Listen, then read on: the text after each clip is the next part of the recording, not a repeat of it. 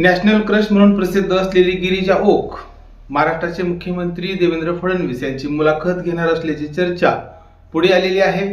सूत्रांनी दिलेल्या माहितीनुसार गिरिजा ओक ही देवेंद्र फडणवीस यांची मुलाखत घेताना दिसून येणार आहे।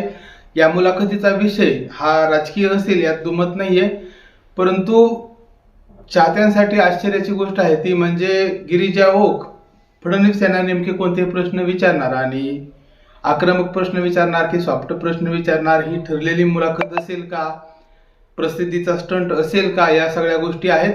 परंतु महाराष्ट्रातल्या लोकांसाठी एक आगळीवेगळी मुलाखत पाहायला मिळणार हे मात्र नक्की आहे। फडणवीस आणि गिरिजा ओक यांची ही मुलाखत कदाचित आतापर्यंतच्या राजकीय जेवढ्याही मुलाखती झालेल्या आहेत त्याच्यापेक्षा निश्चितच वेगळी ठरणार आहे।